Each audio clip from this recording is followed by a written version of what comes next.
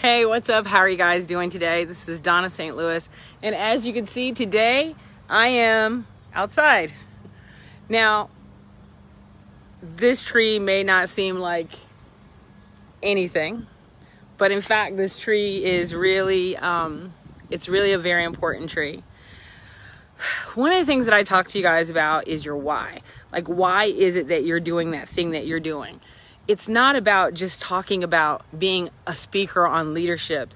It's being a speaker that's going to impact leadership in such a way that it makes a difference in the world.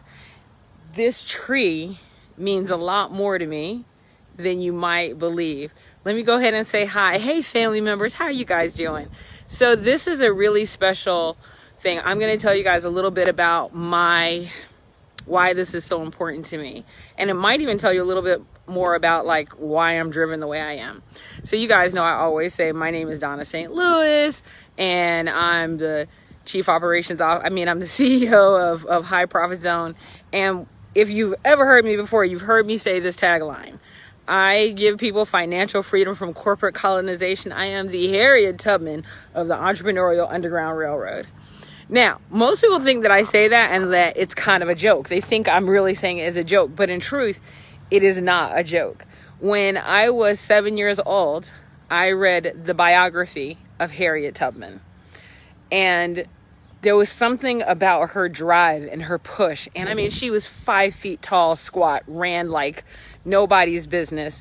And anytime someone would tell her that she couldn't do something, she would literally be like, screw you, yes, I can. And she would do it anyway. Well, this is the tree that Harriet Tubman planted. And this is the tree where she is buried. And this woman has had such an impact on my life that she died before my grandmother was born. She died in 1913. My grandmother was born in 1919, right? And so she started something in her life that has lasted generations and generations and generations and generations. And guess what? I'm one of the people who was impacted by her. People always, oh, you're bold, you're audacious, you're out there, you're in people's face. You know what? Because honestly, the spirit of Harriet Tubman drives me. It really does. People would tell her she couldn't. And that's why I get so mad when people are like, oh, it's too hard. No, it's not hard. You're whining. You're whining. It's not too hard. There are people who did things that were harder. What you're doing is whining about it. I would never parallel my life to hers, because God knows I've never been through anything as hard as she has, ever. I would never. But her whole idea of you do not have to stay where you are and you can get to the next level, but you got to have the testicular fortitude and the ovarian audacity to get off your behind and make it happen. Man, that drives everything that I do. I mean, seriously, I hear people all the time that are whining and complaining and oh, Donna, I just wish. If you're going to sit on a wish, you're going to continue wishing for the rest of your life. You're going to just sit there staring at the stars. But you have to take the first step. And when she did, she was scared. Everybody's always like, you got to be fearless. No, you don't have to be fearless, but you must be courageous. You must look fear in the face and go, you know what? You're not even real, so I'm going to do it anyway. What was real were the people that were hunting her. What was real were the nooses that would have hung her. What was real were the guns that would have shot her down. What was real were the scars on her back. But fear was not real. Fear was something that she had to look at and say, not today, and do it anyway. So I'm here at my hero. She is my hero. She has been all my life. Hence the reason that for years, if you've listened to me, I've always said, I am the Harriet Tubman of the Entrepreneurial Underground Railroad, because she is the person that, quite honestly, I have looked up to since I was a little girl at 7 years old, and I started reading her autobiography. At 7, my aunt put it in my hand.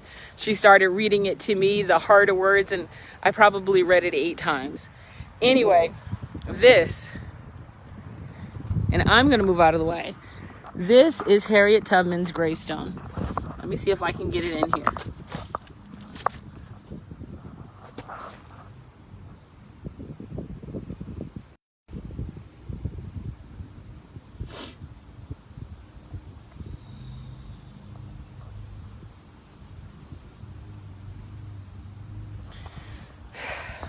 That just deserved a moment all by itself. This is where the greatest woman in our history is laid to rest.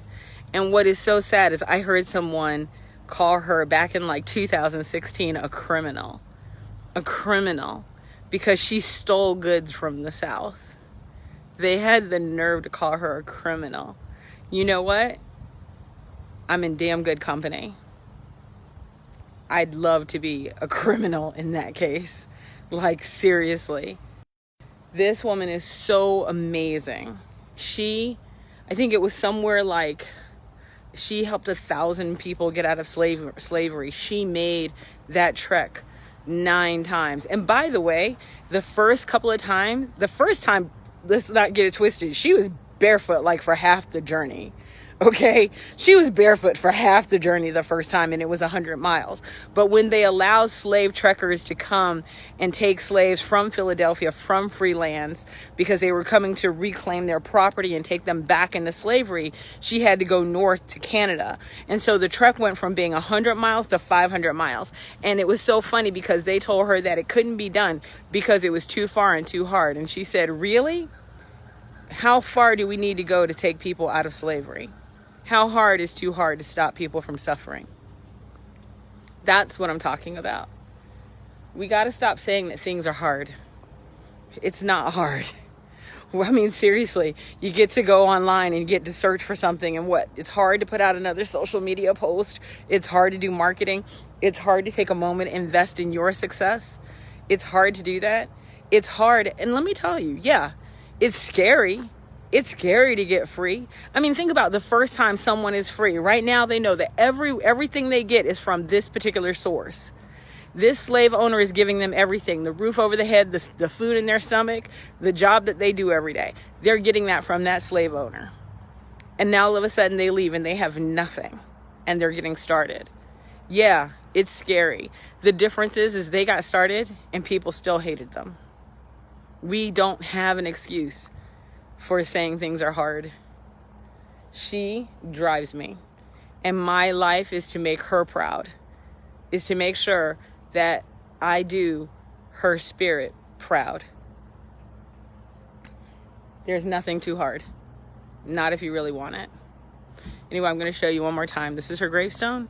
This is the tree, by the way, in which she's buried. And this is her gravestone. So if you ever want to know why I do what I do, this is why. That's all I got for you guys. Have a good one.